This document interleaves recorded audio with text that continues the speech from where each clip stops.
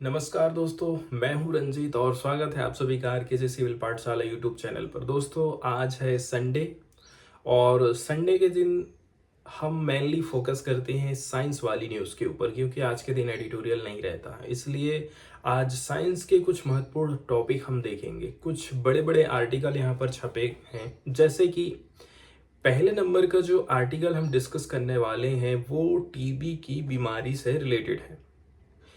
TB की बीमारी की पहचान करना सबसे मुश्किल काम हो जाता है और इसकी पहचान करने में ही कई चक्कर लगाना रहता है, कई सारे टेस्ट करवाने रहते हैं। ऐसे में हमारा पैसा बहुत ज़्यादा खर्चा हो जाता है। इसीलिए सबसे पहली बात यह है कि टीबी की पहचान हम कैसे करके करेंगे। इसके लिए एक नई मेथड का इस्तेमाल किया गया है। इस मेथड के बारे में यहाँ पर हम चर्चा करने वाले हैं। सेकेंड वाला जो आर्टिकल हम डिस्कस करने वाले हैं दोस्तों, वो हमारे कपड़ों से रिलेटेड है। पार्टिकुलरली हम एक ऐसी ड्रेस बनाना चाहते हैं जिससे किसान खेतों में जो कीटनाशक पेस्टिसाइड का इस्तेमाल करते हैं उससे उनकी बॉडी में जो बुरा इफेक्ट पड़ता है उसको कम किया जा सके। तो एक नए प्रकार के कपड़े का, फैब्रिक का यहाँ पर हम अध्ययन करने वाले हैं साइंस की न्यूज़ के अंतर्गत। जीका वायरस से रिलेटेड एक न्यूज़ आई है कि जीका वायरस को कैसे करके हम ट्रेस कर सकते हैं, कैसे करके इसका इलाज किया जा सकता है और कैसे ये बीमारी दूसरी बीमारियों से अलग है। तो जीका वायरस की बीमारी क्या है, कैसे फैलती है और हाल फिलहाल में कौन कौन से कदम भारत सरकार की तरफ से उठाए जा रहे हैं जीका वायरस को रोकने के लिए, इन सब बातों पर आज हम चर्चा करने वाले हैं। दोस्तों, साइंस का ये जो आर्टिकल है टीबी की बीमारी से रिलेटेड है, इसलिए सबसे पहले हम टीबी के बारे में कुछ बेसिक जानकारी देख लेते हैं।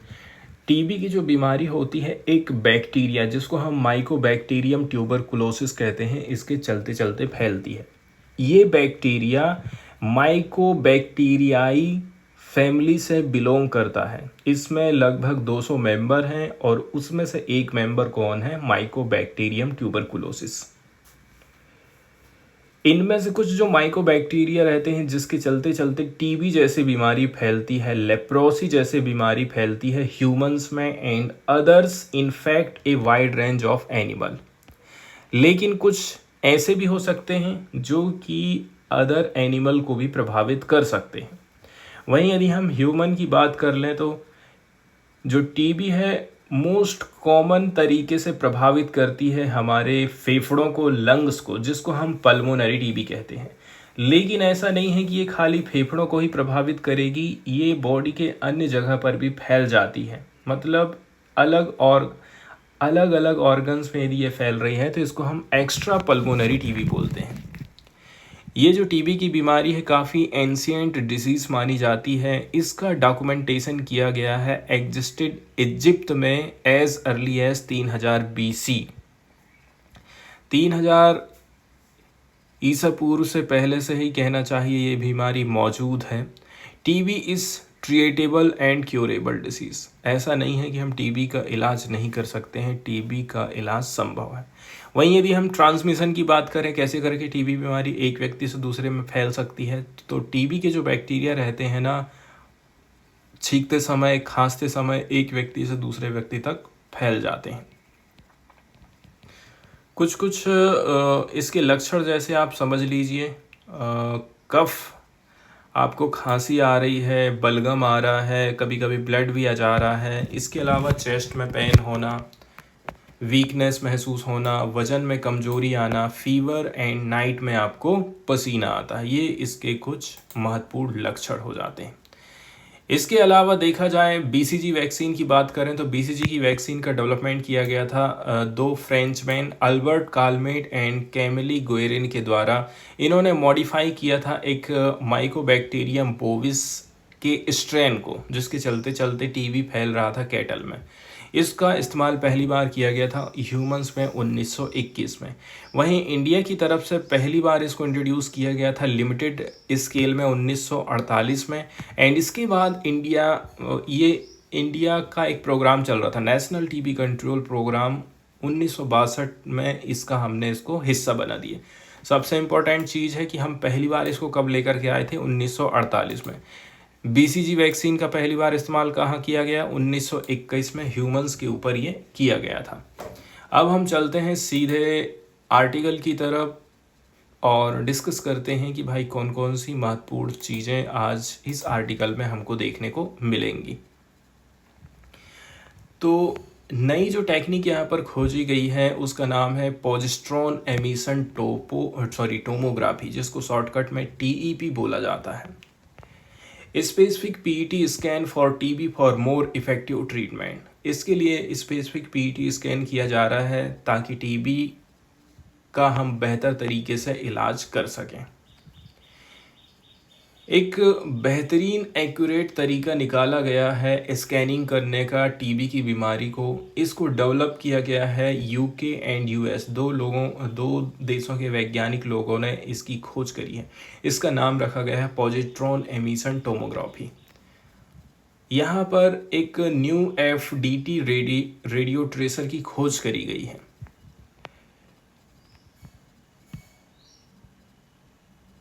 जिसमें बोला जा रहा है कि ये जो नई मेथड की हम खोज किए हैं एफडीटी रेडियो ट्रेसर की, which is taken up by live TB bacteria in the body. Radio tracers are radioactive compound which give off radiation that can be detected by scanners and turn into 3D images. इसकी कुछ खास बातें यहाँ पर बताई जा रही हैं कि भाई कैसे करके ये काम करेगा। ठीक है, कैसे करके ये काम करेगा, क्या क्या इसकी प्रोसेस हो सकती है। तो इसमें आप ये चीज़ देख लीजिए कि ये जो रेडियो ट्रेसर्स होता है ना, एक प्रकार से रेडियो एक्टिव इसमें कंपाउंड पाए जाते हैं, चीज़ें पाई जाती हैं जो रेडिएशन दे रहा है, that can be detected bye scanner. इसके बाद स्कैनर के माध्यम से हम डिटेक्ट कर पा रहे हैं और फिर उस चीज़ को हम किस में कन्वर्ट कर दे रहे हैं, 3D इमेज बना दे रहे हैं। तो यहाँ पर बताया जा रहा है भाई कि ये जो न्यू रेडियो ट्रेसर्स है जिसका नाम एफडीटी रखा गया है, enables PET scan to be used for the first time to accurately pinpoint when and where the disease is still active in the patients lung. FDT के माध्यम से हम पीईटी स्कैन को बेहतर कर पा रहे हैं। पहली बार हम एक्यूरेटली पिन पॉइंट, मतलब एकदम जहां हम वो चीज़ है उसका एकदम करेक्ट पता लगा सकते हैं कि कहाँ पर है, कहाँ पर ये बैक्टीरिया एक्टिव है पेशेंट के लंग में। इसके अलावा कहना है कि भाई ये जो रेडियो ट्रेसर्स है इसकी खोज करी गई है एक्सटेंसिव प्री क्लिनिकल ट्रायल्स के माध्यम से और यहाँ पर किसी भी प्रकार का एडवर्स इफेक्ट नहीं देखने को हमको मिला है and it is now ready to go phase first trials in human. आगे यदि हम बात करें कि भाई वर्तमान समय में टीबी को डायग्नोसिस यदि करना है, पहचान करना है, तो इसके लिए 2 मेथड चलती है। पहले नंबर की है मॉलिक्यूलर टेस्ट जिसके अंतर्गत हमारे कफ का इस्तेमाल किया जाता है। सेकेंड नंबर का है PET scan to look for signs of inflammation in the lung. कहीं पर किसी को जलन हो रही है, दर्द हो रहा है, तो ऐसे समय में पीईटी स्कैन करी जाती है। ठीक है, इसमें कॉमन रेडियो ट्रेसर एफडीजी का इस्तेमाल किया जाता है।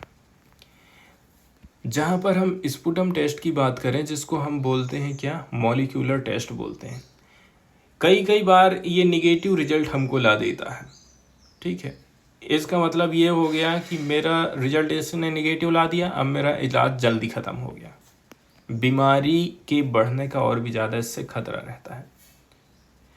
लेकिन यदि आप इन्फ्लेमेशन को स्कैन कर रहे हैं, ये काफ़ी हेल्पफुल हो सकता है in the seeing the extent of disease. भाई मेरे को जलन हो रही है, दर्द हो रहा है, तो स्कैनिंग करी जा रही है, इससे ये जो बीमारी है और आगे नहीं हो पाएगी, इसको हम रोक सकते हैं। लेकिन ये पार्टी टीबी के लिए एकदम स्पेसिफिक नहीं रहता है। इसमें कुछ और ख़ास बातें हैं जैसे कि यहाँ पर कार्बोहाइड्रेट का इस्तेमाल किया जाता है। बाद में इसको प्रोसेस्ड कौन करेगा, टीबी बैक्टीरिया आगे प्रोसेस्ड करेगा। की एडवांटेजेस ये भी रहता है कि भाई आपके पास आपके हॉस्पिटल में स्टैंडर्ड रेडिएशन कंट्रोल की फैसिलिटीज़ होना चाहिए। इसके अलावा आपके पास पीटी स्कैनर्स होना चाहिए, जो कि आजकल ज़्यादातर अवेलेबल भी रहता है पूरी देश दुनिया में। आगे इसमें एक एंजाइम्स का इस्तेमाल किया जाता है। तो जो न्यू मॉलिक्यूल है इसको क्रिएट किया गया है एफडीजी के माध्यम से। इसमें हमने एक सिंपल प्रोसेस का इस्तेमाल किया है जिसमें एंजाइम इन्वॉल्व रहता है। इसको डेवलप किया गया है रिसर्च टीम के द्वारा। और ख़ास बात यह है कि भाई इसमें आपको किसी प्रकार के स्पेशलाइजेशन की ज़रूरत नहीं पड़ती है। इसको हम प्रोड्यूस कर सकते हैं बिना किसी स्पेशलिस्ट एक्सपर्टाइज के या फिर लेबोरेटरी के। So would be A viable option in low and middle income countries. इसका मतलब ये है जो गरीब देश हैं, लो एंड मिडल इनकम कंट्रीज़ हैं, उनके लिए ये बेहतर ऑप्शन होने वाला है। These countries currently see over 80% of global TB cases and death from the disease। और अच्छी बात ये भी है, मतलब ये अच्छी बात नहीं है, बुरी बात है कि गरीब और जो मिडिल इनकम कंट्रीज़ हैं वहाँ पर 80% टीबी के केसेस हमको देखने को मिल रहे हैं। साइंस के इस आर्टिकल में हम चर्चा करने वाले हैं किसान लोग जब खेतों में पेस्टिसाइड्स का इस्तेमाल करते हैं तो इनकी बॉडी में ये जो कीटनाशक रहता है ना, काफ़ी बुरा असर डालता है।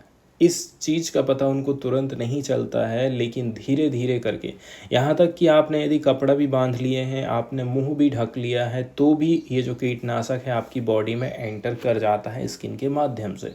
तो इसको हम कैसे रोक सकते हैं?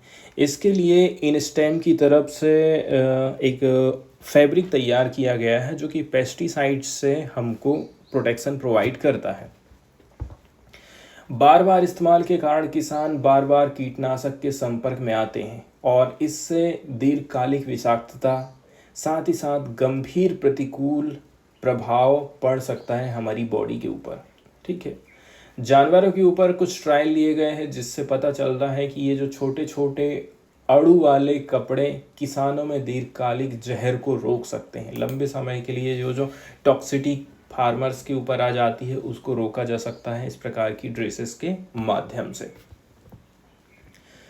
इसका नाम रखा गया है, मतलब इसको बोल सकते हैं आप anti insecticide fabric. Anti insecticide dress की यहाँ पर चर्चा की जा रही है। तो institute for stem cell science and regenerative medicine, shortcut में इसको क्या बोल रहे हैं, इन स्टेम बोला जा रहा है। ये जो संस्था है बेंगलुरु की है। यहाँ के वैज्ञानिक लोगों ने डेवलप किया है एंटीसेक्टाइड फैब्रिक जो कि इफेक्टिव तरीके से न्यूट्रलाइज कर देता है ऑर्गेनोफॉस्फेट बेस्ड पेस्टिसाइड को। ठीक है, तो जो पेस्टिसाइड हैं जो कि ऑर्गेनोफॉस्फेट बेस्ड पेस्टिसाइड खेतों में छिड़के जा रहे हैं, उनके असर को ये जो कपड़ा है कम कर देता है। इसलिए हम इस प्रकार की ड्रेस बनाने की बात कर रहे हैं। पुराने समय में, या फिर हम कहें कि आज से 6 साल पहले की बात करें, तो एक टॉपिकल डर्मल एक जेल का इस्तेमाल किया जाता था। ठीक है, कि आप अपनी बॉडी में इसको लगा लीजिए। इससे भी जो पेस्टिसाइड होता था ना वो डीएक्टिवेट हो जाता था। लेकिन यहाँ पर कुछ कॉम्प्लियांस इसके बहुत कमज़ोर रहे थे, जिसके चलते चलते वैज्ञानिक लोगों ने सोचा कि नहीं, किसान लोग इसका इस्तेमाल नहीं कर रहे हैं, हम दूसरी मेथड का इस्तेमाल करेंगे। इसके अंतर्गत बोला जा रहा है, इसमें जो प्रोसेस अपनाई जा रही है इसमें आप देख सकते हैं कि ऑर्गेनोफॉस्फेट आधारित कीटनाशकों में मौजूद एस्टर शरीर में एंटर करते हैं तो वे न्यूरोमस्कुलर फंक्शन के लिए महत्वपूर्ण एंजाइम को क्या कर लेते हैं कि साथ में ये बॉन्ड बना ले रहे हैं और काम करने से रोकते हैं। इसलिए इस महत्वपूर्ण एंजाइम को रोकने, ठीक है, मतलब इससे क्या हो जाता है, stopping of this important enzyme is implicated in learning deficit, suffocation, paralysis, muscle weakness among other. इन्होंने एक प्रोसेस बताया है कि भाई ये जो पेस्टिसाइड है हमारी बॉडी में आकर के क्या करेगा, बॉन्ड बना लेगा, बुरा असर डालेगा। इससे पैरालिसिस हो सकता है, हमारी मसल्स में दर्द हो सकता है, कमजोरी आ सकती है। इस प्रकार से इतने सारे नुकसान इससे हो सकते हैं। एक नया सॉल्यूशन लाया गया है, कोटेड कॉटन फैब्रिक। इसमें छोटे छोटे मॉलिक्यूल्स लगाए गए हैं, ठीक है। इनके माध्यम से फाइनल प्रोडक्ट तैयार किया गया है ताकि डीएक्टिवेट किया जा सके इंसेक्टिसाइड के जहरीलेपन को। बोला जाता है ये जो छोटे छोटे मॉलिक्यूल्स रहेंगे ये क्या करेंगे, ये सेल्यूलोज के साथ में बॉन्ड बना लेंगे of the fabric, making cloth not only breathable but also durable. एक खास बात यह है कि आप इनको पहन लीजिए, हवा का आदान प्रदान होते रहेगा, आप सांस भी ले पाएंगे। ऐसा नहीं कि आपकी सांसें ही रुक जाएं इस कपड़ा को पहनने से। बोला जा रहा है ये जो फैब्रिक होता है ये अटैक करता है पेस्टिसाइड मॉलिक्यूल के ऊपर और इसको तोड़ देता है नॉन टॉक्सिक प्रोडक्ट के रूप में। The pesticide is deactivated even before it reaches the skin surface. आपकी सरफेस में पहुंचने के पहले ही उसको ये क्या काम कर देगा, तोड़ देगा ये कपड़ा। इस कपड़े के अंदर जो मॉलिक्यूल अवेलेबल है वो रिएक्शन करते हैं, मतलब उसके साथ में। वहीं यदि हम बात करें कि भाई किसने इसको तैयार किया है, कौन कौन इसमें हेल्प किए हैं, तो एक सेपियो हेल्थ प्राइवेट लिमिटेड है, इसने भी काफ़ी मदद करी है। इसी के माध्यम से डेवलप किया गया है इस कपड़े को। ड्यूरेबिलिटी की यदि हम बात करें कि भाई ये कपड़ा यदि आप ख़रीद भी लेते हैं तो आप इसको 150 बार धो सकते हैं, तो आप सोच सकते हैं कि भाई कितने दिनों तक ये चलने वाला है। वहीं यदि हम रियूजेबिलिटी की बात करें तो वो है 50 साइकिल के बाद, ठीक है, 50 चक्र के बाद आप पुनः इसका इस्तेमाल कर सकते हैं, ऐसा यहाँ पर साइंस की न्यूज़ में बताया जाता है।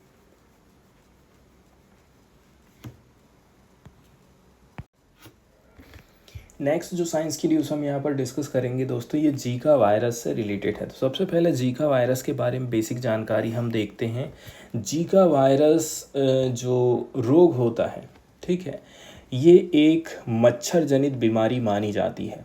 प्राइमरली ये फैलती है एडीज मॉस्किटोज के माध्यम से, पार्टिकुलरली जो एडीज एजिप्टी रहती है ना, वो इस बीमारी को फैलाता है। साथ ही साथ बोला जा रहा है ये ट्रांसमिट हो सकता है मदर से बच्चे को। प्रेगनेंसी के समय में ये बीमारी फैल सकती है। यदि मदर को ये बीमारी है तो बच्चे को भी वो इन्फेक्ट कर सकती है, प्रेगनेंसी में ये फैल सकता है। साथ ही साथ सेक्सुअल कांटेक्ट हो रहा है, ब्लड का ट्रांसमिशन किया जा रहा है, ब्लड प्रोडक्ट का आदान प्रदान किया जा रहा है, वहाँ पर भी ये बीमारी एक जगह से दूसरी जगह फैलते जाती है। जीका वायरस में बोला जा रहा है आरएनए जीनोम पाया जाता है and thus a very high potential to accumulate mutation. इसलिए कहते हैं कि ये अपने आप को म्यूटेट कर सकता है। साथ ही साथ जीनोमिक स्टडीज़ करी गई हैं जिसमें सजेशन मिला है कि जो जीका वायरस है इसके हमको 2 लाइनेज देखने को मिले, 2 वेरिएंट, एक अफ्रीकन है और दूसरा एशियन है। इतिहास की यदि हम बात करें, पहली बार इसको डिस्कवर किया गया था 1947 में युगांडा के फॉरेस्ट में। जीका वायरस 1947 में पहली बार युगांडा में देखा गया था, 1947 युगांडा में। तो सबसे पहले इन्फेक्टेड जो मंकीज़ हैं वहाँ पर ये वायरस पाया गया। वहीं पहली बार जो ह्यूमन केसेस है वो रिकॉर्ड किया गया था 1952 में युगांडा एंड तंजानिया में। तो 1947 में बंदरों में ये वायरस पाया गया था। फिर 1952 में युगांडा और तंजानिया में पहली बार इंसानों को इसने प्रभावित किया था। आज के समय में देखा जाए Africa, America, Asia and Pacific 2007 से सब जगह ये फैल चुका है। और अभी हाल फिलहाल में देखा जाए ना, इंडिया की बात करें तो केरल और जो कर्नाटक जैसे राज्य हैं जहाँ पर लोगों का ज़्यादा आना जाना रहता है, विदेशों में लोग कमाने धमाने के लिए जाते हैं, तो उनमें ये बीमारी काफ़ी ज़्यादा देखने को मिली है। वहीं यदि देखें इसके सिम्टम की बात करें तो पता नहीं चलता है कि ये जीका वायरस है कि कौन सी बीमारी है। जैसे कि इसमें कॉमन सिम्टम है, बुखार है, आपकी जोड़ों में दर्द हो रहा है, मसल पेन हो रहा है, हेडेक है, ठीक है, एंड ये लक्षण 2 से 7 दिन तक रह सकते हैं। इस प्रकार से इसके लक्षण हैं, क्या क्या है, बुखार है, जॉइंट पेन है, मसल पेन है, हेडेक है 2 से 7 दिन तक। अब हम चलते हैं आर्टिकल की तरफ और देख लेते हैं कि भाई इसमें कौन कौन सी चीज़ें हमको देखने को मिल रही हैं। पार्टिकुलरली इस आर्टिकल में, साइंस वाले आर्टिकल में फोकस किया जाता है कि भारत को जीका वायरस का सबसे पहले तो पहचान करना पड़ेगा कि भाई जीका वायरस वास्तव में फैला है कि नहीं फैला है। अभी हाल फिलहाल में पुणे में एक केस देखने को मिला था जहाँ पर डॉक्टर प्रभावित हुआ, फिर उसकी जो बेटी है वो भी इससे प्रभावित हुई थी। 15 साल की जो डॉटर है ना वो भी इससे इन्फेक्टेड हो गई थी। तो इस प्रकार से देखा जाए, ऐसा नहीं है कि जीका वायरस पहली बार पुणे में देखने को मिला है। केरल है, उत्तर प्रदेश है, यहाँ पर भी 2021 में हमको जीका वायरस देखने को मिला था। जीका वायरस की बात करें तो ये मॉस्क्यूटो बॉर्न पैथोजन होता है जो कि फ्लेवी वायरस फैमिली से बिलोंग करता है, ठीक है, जिसमें डेंगू भी आ जाते हैं। सिम्टम के अंतर्गत आप ये देख चुके हैं। इसके बाद क्लाइमेट चेंज के बारे में बोला जा रहा है कि भाई क्लाइमेट चेंज जब से आ रहा है ना तो इसने भी स्थिति को और भी ज़्यादा खराब कर दिया है। इससे कहीं ज़्यादा जीका वायरस फैल रहा है। इंडिया की चर्चा करी जाती है कि इंडिया के पास में महत्वपूर्ण जीका वायरस सर्विलांस सिस्टम मौजूद नहीं है। इससे क्या होता है, बीमारी फैलते जाती है, लोग मरते जाते हैं और हम उसको कंटेन नहीं कर पा रहे हैं। इसके फैलाव को हम पूरी तरह से नहीं समझ पाए हैं। मार्च 2023 के महीने में CDSCO जो कि इंडिया की सर्वोच्च ऑर्गेनाइजेशन है, ठीक है, डायग्नोस्टिक अप्रूवल के लिए उसने कंफर्म किया था कि भाई यहाँ पर हमारे पास कोई भी अप्रूव्ड डायग्नोस्टिक टेस्ट मौजूद नहीं है जीका वायरस की बीमारी का पता लगाने के लिए। मतलब हमारे पास ऐसी कोई सर्टिफाइड मेथड नहीं है। इसके लिए हम केवल क्लासिकल सिम्पटम के ऊपर ही भरोसा करते हैं, लक्षण के ऊपर। High clinical suspicion making it complex, लेकिन इसके कुछ लक्षण ऐसे रहते हैं जो इसको अपने आप में कॉम्प्लेक्स बना देते हैं। साथ ही साथ जब हम इनकी पहचान नहीं कर पा रहे हैं तो इससे क्या होता है, जो केसेस रहते हैं ना वो मिस हो जाते हैं। मिस हो जाएंगे तो जाहिर सी बात है फिर ये और भी ज़्यादा फैलते जाएगा। जीका कोई अलग से मामला नहीं है। हाल ही में ऑस्ट्रेलिया से एक बच्चे में एवियन इन्फ्लुएंजा का मामला सामने आया था जो भारत की यात्रा करके आया था, जिससे पता चलता है कि और भी संक्रमण हो सकते हैं। इस साल भारत में पोल्ट्री को प्रभावित करने वाले कई सारे एवियन इन्फ्लुएंजा प्रकोपों और केरल में चल रहे प्रकोप के बावजूद, ठीक है, भारत में जो निगरानी सिस्टम है, परीक्षण टेस्टिंग सिस्टम है, वो लिमिटेड ही रहा है। वहीं यदि हम निपाह वायरस के बारे में बात कर लें, ठीक है, जिसका केरल में कई बार प्रकोप देखने को मिला है। भारत में निपाह वायरस के कई सारे प्रकोप देखने को मिले, जैसे कि पश्चिम बंगाल 2001 और 2007, केरल में 18, 21 और 23। तो केरल में क्या है, पहले ऐसे लक्षणों को देखा जाता है, इसके बाद इसकी टेस्टिंग चालू करी जाती है। इसके लिए क्या काम करना है, आपको नियमित जांच करना है। अब आगे बोला जा रहा है कि बहुत सारी जो कंट्रीज़ रहती हैं, मैनी कंट्रीज़ ग्रांट करती हैं emergency approval for diagnosis based on synthetic genomic material. India require validation on clinical sample which are not readily accessible. दूसरे देशों में क्या होता है, जो सिंथेटिक जीनोमिक मटेरियल रहता है उसकी पहचान से इस बीमारी की पहचान करी जाती है, लेकिन हम क्या काम करेंगे, खून निकालेंगे, कहीं कुछ करेंगे, तब जा कर के हम इस बीमारी का पता लगाते हैं। इससे जो डेवलपमेंट है वो बहुत प्रभावित होता है। हमारी जो लड़ाई के लिए जो डेवलपमेंट चल रहा है ना, वो चीज़ वहाँ पर बहुत ज़्यादा प्रभावित होती है। देखिए, बहुत सारे पब्लिकेशन ऑलरेडी से जीका एंड निपाह के आउटब्रेक के बारे में छप चुके हैं, लेकिन जो जीनोम है इनके आउटब्रेक का अभी तक रैपिडली रिलीज़ नहीं किया गया है लोगों के बीच में, ठीक है। एग्जाम्पल के तौर पर जो निपाह वायरस का जीनोम रहा था 2023 के आउटब्रेक के बाद, ठीक है, Kerala was only release last month. Even with ongoing avian influenza outbreak, multiple states we do not yet have whole genome sequence available in GeoSite। ज़्यादातर क्या हो जा रहा है कि भाई हमारे पास में इसकी जीनोम सीक्वेंसिंग अवेलेबल नहीं है। ये यहाँ पर दिक्कत पैदा हो जाती है।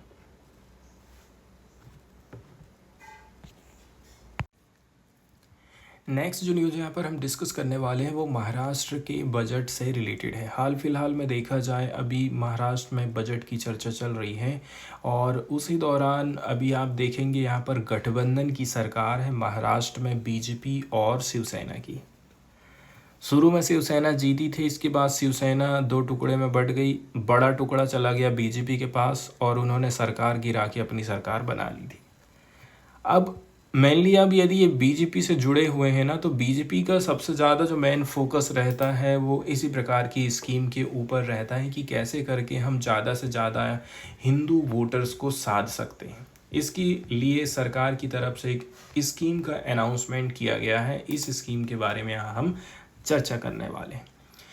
इस स्कीम के माध्यम से जो वृद्ध लोग हैं, जो कि भाई तीर्थ स्थल नहीं जा पा रहे हैं, अपने से रुपए पैसे की दिक्कत है, ले जाना वाला नहीं है, ऐसे में अनाउंसमेंट किया गया है लेजिस्लेटिव असेंबली के द्वारा, ठीक है, शिवसेना एमएलए प्रताप सरनायक की तरफ से ये बोला जा रहा है। स्कीम का नाम रखा गया है मुख्यमंत्री तीर्थ दर्शन योजना। ये सीनियर सिटीजन के लिए है, मतलब हम लोगों के लिए नहीं है, जो बूढ़े लोग हैं उनके लिए है। बोला जा रहा है इसके लिए जो भी नियम कानून है उनका फॉर्मेशन किया जाएगा and the government facilitate the pilgrimage for senior citizen from all religion who are unable to do it on their own. सबसे अच्छी बात यह है इसमें धर्म के आधार पर फोकस नहीं किया गया, सभी धर्मों के लोगों को यहाँ पर बराबर का मौका दिया गया है। ये काफ़ी अच्छी बात है।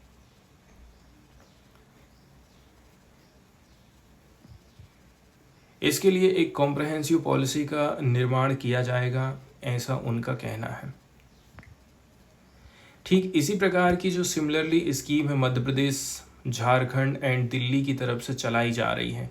तो मध्य प्रदेश की जो सरकार है प्रोवाइड करती है one time assistance senior citizen को जिनकी उम्र 60 साल से ज़्यादा हो चुकी है, ठीक है, एंड 2 साल की छूट है महिलाओं को, मतलब 62 साल तक। ये विज़िट करेंगे कुछ पार्टिकुलरली पिलग्रिमेज जगहों को, तीर्थ यात्रा ये लोग कर सकते हैं महत्वपूर्ण। इस स्कीम के अंतर्गत जो सीनियर सिटीजन हैं इनको फ्री ट्रैवल प्रोवाइड करी जाती है, ठीक है। एंड बोला जा रहा है ये जो यात्री लोग रहते हैं स्पेशल ट्रेन के माध्यम से जाते हैं एंड अरेंजमेंट किया जाता है breakfast, food, pure drinking water and ये वहीं पर ठहरते हैं उसी तीर्थ यात्रा वाली जगह में। तो जो नेसेसरी बस ट्रैवल है एंड अदर जो फैसिलिटीज़ रहती हैं ये अवेलेबल कराई जाती हैं Indian railway catering and tourism corporation limited की माध्यम से, जिसका कॉन्ट्रैक्ट रहता है स्टेट गवर्नमेंट के साथ में। सरकार उस कंपनी को पैसा देती है।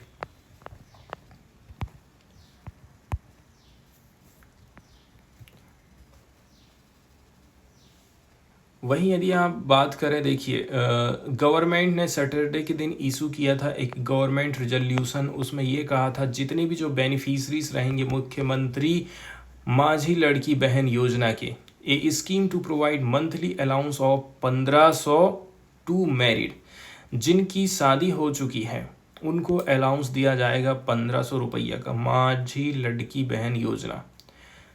जिनका डिवोर्स हो चुका है, जिनका रिश्ता टूट चुका है, उम्र है 21 से 60 एज ग्रुप, ठीक है, उनकी जो एनुअल इनकम है वो 2.5 लाख से ज़्यादा नहीं होना चाहिए। तो यहाँ पर ये बैरियर लगाया गया है सरकार की तरफ से। माझी, क्या नाम है इसका, मुख्यमंत्री माझी लड़की बहना योजना। स्कीम में जो एनुअली बजटरी एलोकेशन किया गया है वो है 46,000 करोड़ रुपया का। तो काफ़ी ज़्यादा खर्चा इसमें किया जा रहा है सरकार की तरफ से।